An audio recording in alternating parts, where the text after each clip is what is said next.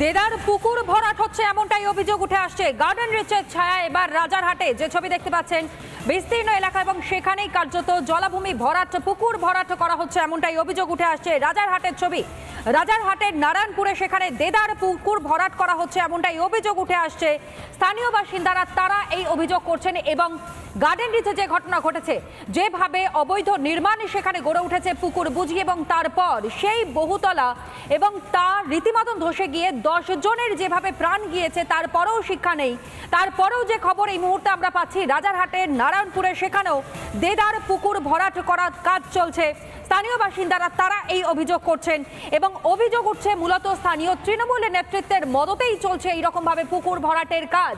একদিকে পরিবেশের ভারসাম্য রক্ষা করা সম্ভব হচ্ছে না এর জেরে, অন্যদিকে সাধারণ মানুষ যারা এইখানে যে বাড়িঘর তৈরি করা হবে তা যদি কিনে বসবাসও করতে শুরু করেন তাহলে তাদের প্রাণের সংশয় থাকছে।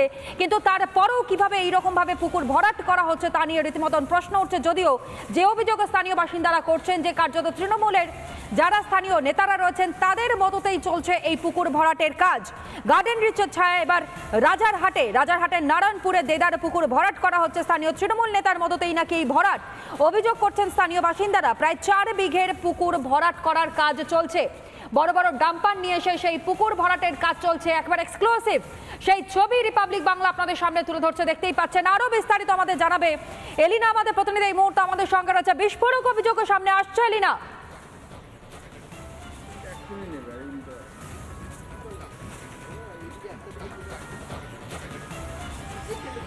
একেবারেই তনা, যে জায়গায় আমি দাঁড়িয়ে রয়েছি সেই জায়গাটি দিনের পর দিন এই পুকুর তুমি দেখতে পাচ্ছ, মাটি ফেলে ফেলে সেই পুকুর কিন্তু বুঝিয়ে দেওয়া হচ্ছে।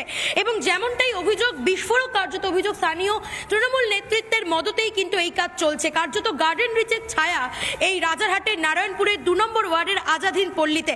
আমার সঙ্গে স্থানীয় যারা বাসিন্দা তারা রয়েছেন, তাদের মুখ থেকে একটু শুনবো তারা কি অভিযোগ করছেন। দিদি, কতদিন ধরে এই পুকুর বোঝানো চলছে? এটা প্রায় অনেক দিনই হয়ে গেল, ধরতে আপনি বলতে পারেন প্রায় 20-22 দিন 25 দিন তো হবেই।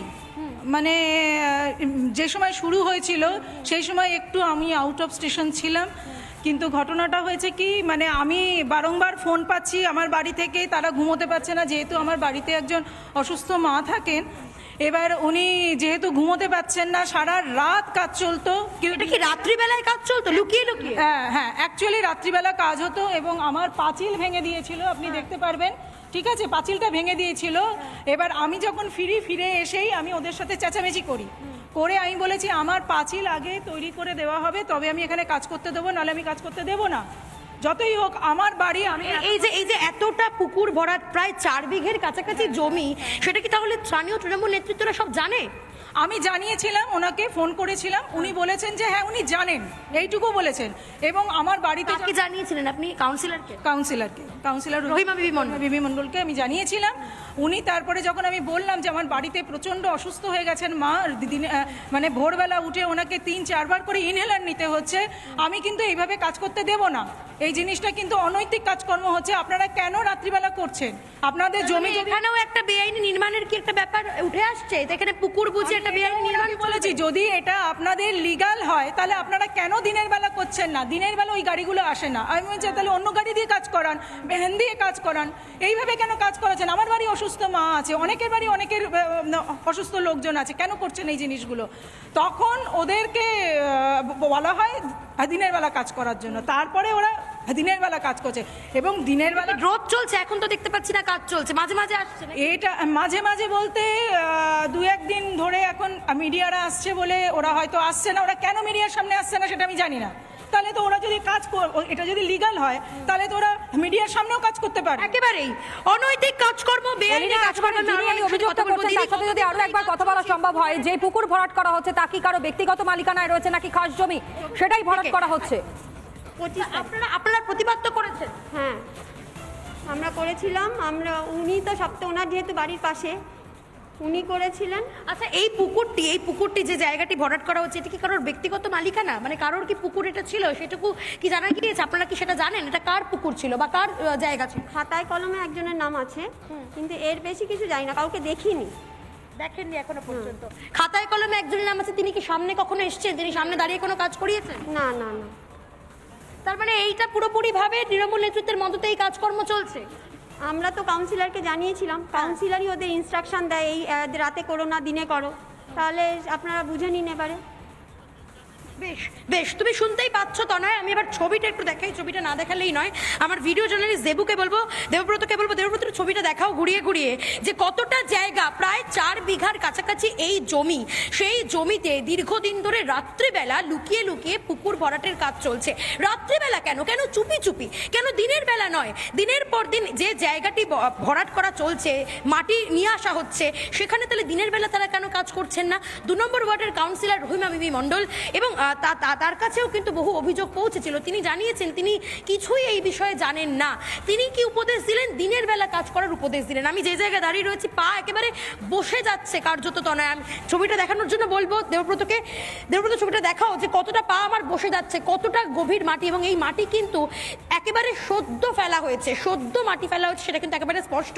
কারণ মাটি এখনো নরম, মাটি এখনো পর্যন্ত নরম। এখানে পুকুর রয়েছে, কতটা পুকুর, আর সেই পুকুর কার্যত বুঝিয়ে দেওয়া হয়েছে, এবং দিনের পর দিন এই কাজ চলেছে। এবং যে প্রশ্নটা আসছে, তাহলে কি গার্ডেন রিচের ছায়া এবার কলকাতার বিভিন্ন জায়গায় ঘুরলে পাওয়া যাবে?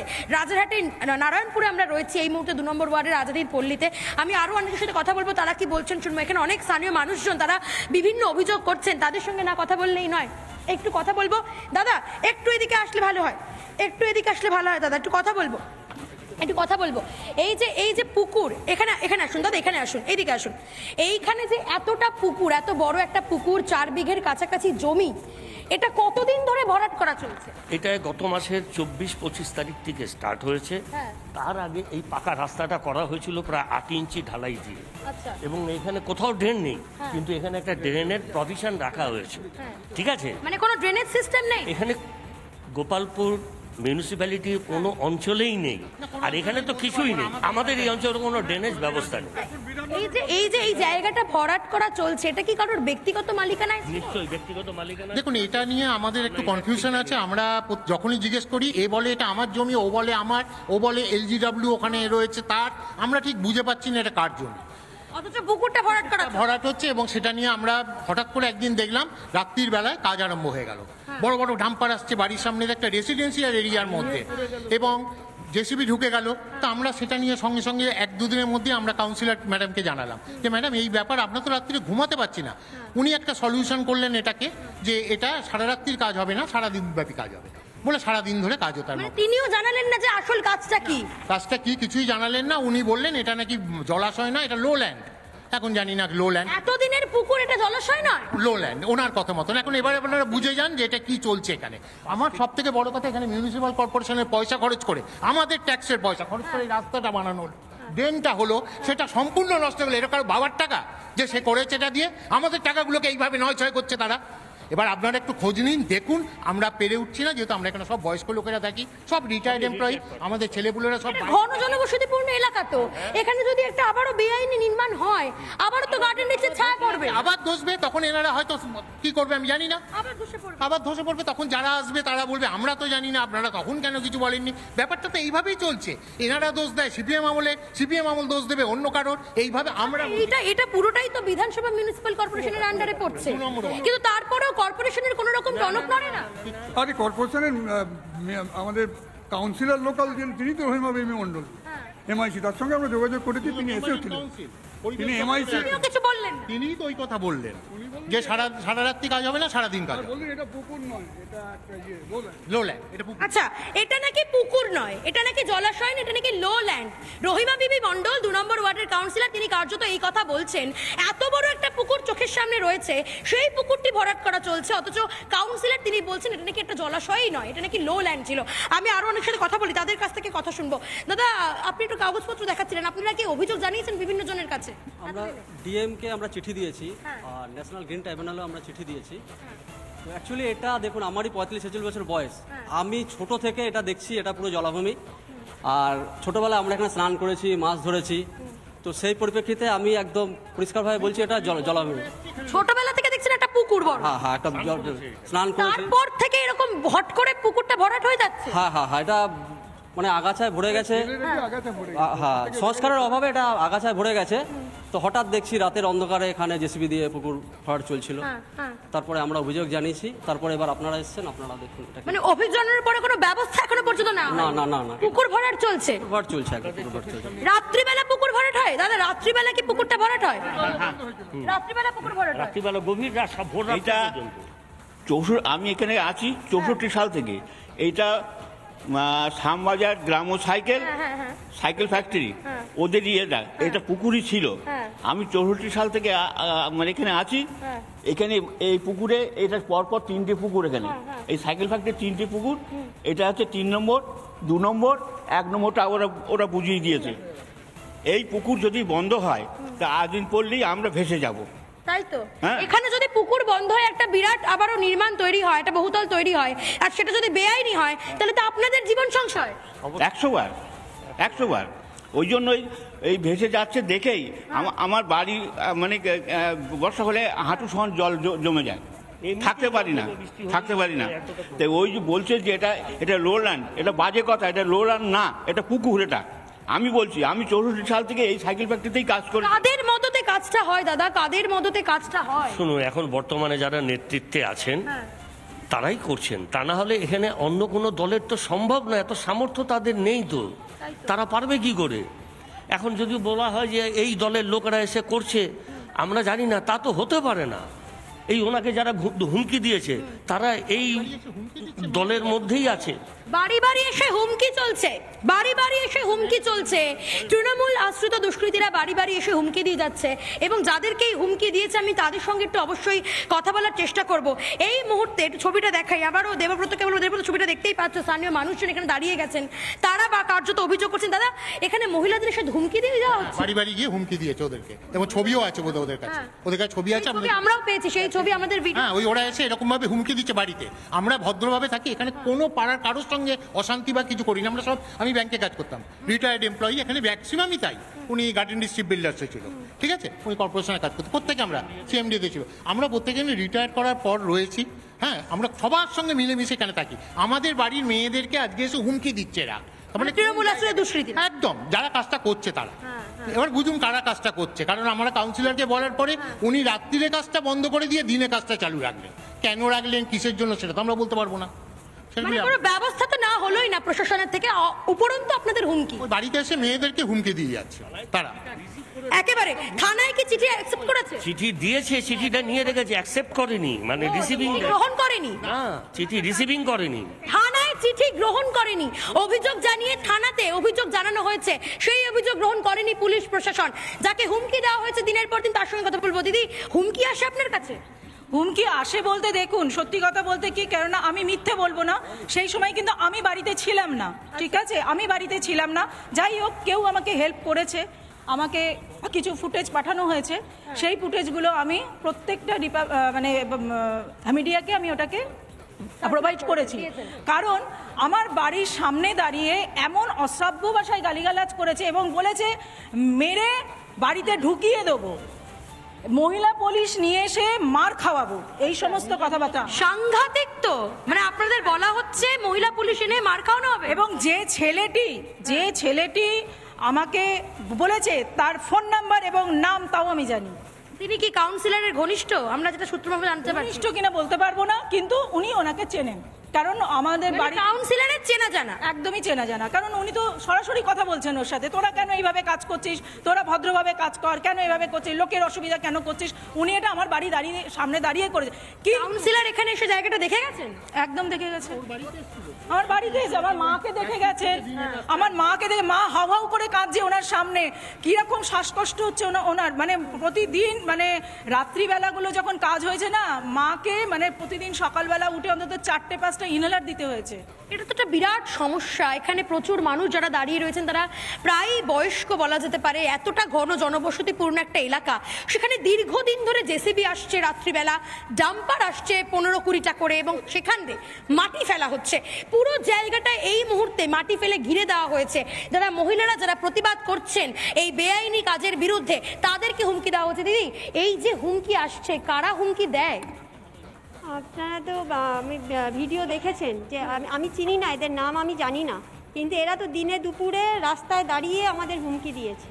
এবং মহিলাদেরকেই হুমকি দিয়েছে, যেহেতু মহিলারাই আমরা প্রতিবাদ করেছিলাম। এমনকি কালকে আমি ফেরার সময় ওরা দুইজন, মানে যাই হোক আমি অটোয় করে আসছিলাম, আমি জাস্ট আজাদিন পল্লীর ওই মুখটায় নামলাম অটোয় করে, ওরা দুইজন পুরো আমার দিকে কটমট করে তাকিয়ে রয়েছে ওপারে দাঁড়িয়ে, দুজনেই ছিল একটা বাইকে, সেটাও আমি দেখেছি। মানে এটা তো একটা ভয়েরও, এটা আতঙ্কেরও পরিবেশ তৈরি করে। বাইরে এখন কালকে রাত্রে আমার একটা ওষুধের প্রয়োজন হয়েছে, আমি ওকে ফোন করে ওষুধ নিই, আমি রাস্তায় মানে এখন সন্ধ্যের পরে আমাদের রাস্তায় বেরোনো একটা বিশাল বড় একটা রিস্ক হয়ে গেছে, যেহেতু আমি একজন মেয়ে, সবচেয়ে বড় কথা মেয়ে, কারণ আমরা তো একটা পুরুষের সাথে তো লড়া সম্ভব হয় না, একটা মেয়ের পক্ষে আমাদের পক্ষে সম্ভব। তাহলে পুলিশ প্রশাসনটা কি করে, তাদের ভূমিকাটা কি দিদি, তাদের ভূমিকাটা কি? তাদের কাছে অভিযোগ জানানো সত্ত্বেও কোনো ব্যবস্থা তো নিচ্ছে না? কিচ্ছু না। আমি তো মানে আমি কোনোদিন সেরকম কোনো সাপোর্ট পাইনি, কেননা আমি আর সৌভিক দা মানে এখানকার সেক্রেটারি দুজনে মিলেই গেছিলাম পুলিশ স্টেশনে, কিন্তু আমাদের চিঠি গ্রহণযোগ্য হয়নি, আমাদের কোনো না বললো এখন তো চিঠিটা রিসিভ করেনি, কারণ বললেন যে এখানে বড়বাবু নেই। তারপরে আপনারা যে এখানে জমি সংক্রান্ত জিনিসপত্র লিখেছেন, তাই এটার প্রুফ আপনার কাছে আছে? আমাকে এই প্রশ্ন। হ্যাঁ, আপনাদের কাছে আবার প্রমাণ চাইছে। হ্যাঁ, তারপরে এক সপ্তাহ বাদে আমি তখন বাজার করছি, তখন আমার কাছে একটা ফোন আসে, আমি এরকম নারায়ণপুর থানা থেকে বলছি, তা আপনাদের একটা চিঠি পেয়েছি এখানে, তা আপনি যে এখানে কাগজপত্রের কথা লিখেছেন সব মানে এত দাগ এত জমি এসব লিখেছেন, তা এগুলোর প্রুফ কাগজপত্র কি আপনার কাছে আছে? আমি বললাম না, আমাদের কাছে নেই। সত্যি তো, যেটা নেই সেটাকে আমি তো বলতে পারবো না। পুকুরটা ভরাট করা হবে, আবার আপনাদের উপর উল্টে চাপও দেওয়া হবে। একদমই তাই। মানে ওগুলো আমরা যদি প্রুফ নিয়ে যাই তবেই উনি হয়তো জিডিটা নেবেন, নালে নেবেন না, এটাই তার ওনার বক্তব্যটাই ছিল। হ্যাঁ, এইগুলোই তো অজুহাত খাড়া করা, একটা অজুহাত খাড়া করা। একেবারেই তাই। এটা কিন্তু শুধু এই পুলিশ স্টেশনে নয়, গ্রিন ট্রাইব্যুনালেও আমরা গেছিলাম, এবং গ্রিন বেশ, অর্থাৎ একটা বিষয় এলিনা আপাতত তোমায় ধন্যবাদ জানাই, কিন্তু একটা বিষয় স্পষ্ট হচ্ছে, রাজারহাটের যেখানে এই পুকুর ভরাটের অভিযোগটা সামনে আসছে সেখানেও স্থানীয় প্রশাসন তারা বলছেন যে না, এখানে পুকুর ছিল না, এটা লোল্যান্ড এরিয়া, এবং সেটাই নাকি বোঝানো হচ্ছে বা উঁচু করা হচ্ছে। আশ্চর্যকর বিষয় তিনি সামনে রাখছেন, যেখানে স্থানীয় বাসিন্দারা তারা দাবি করছেন যে সেখানে পুকুর ছিল, ওটা পুকুরই। অন্যদিকে গার্ডেন রিচের ছবিটাও কিন্তু আমরা দেখেছি, যেখানে স্থানীয় বাসিন্দারা তারা এই অভিযোগটাকে সামনে রাখছেন যে সেটাও ছিল পুকুর, এবং সেই পুকুর বুঝিয়ে কিন্তু সেখানে অবৈধভাবে এই বহুতলগুলো নির্মাণ করা হয়েছে। কিন্তু যারা নেতা মন্ত্রীরা, স্থানীয় কাউন্সিলর থেকে মেয়র প্রত্যেকেই বলছেন যে না, এই বিষয়টা তাদের জানা নেই। আশ্চর্যকর বিষয়, প্রত্যেকটা ক্ষেত্রেই কার্যত একই ছবি ধরা পড়ছে শহর কলকাতার বিভিন্ন প্রান্তে।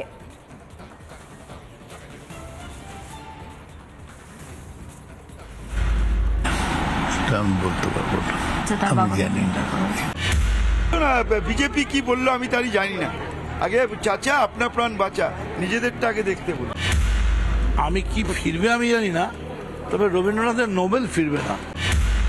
আমি তো জানি না, আমি চলে এসেছি সরাসরি। জানি না আমি তো, আপনিও যা জানেন আমিও দাঁড়িয়ে রয়েছি। তো এটা কেন ওখানে হচ্ছে আমি এখনো বুঝতে পারছি না। এটা দুর্ভাগ্য, এটা হচ্ছিল আমি জানতে পারিনি। আমার এই বিষয়ে কোনো কথা নেই। প্রথমত ডিটেলস আমি জানি না, মানে আমি এই প্রচার টোচারে নিয়ে এত ব্যস্ত, ডিটেলস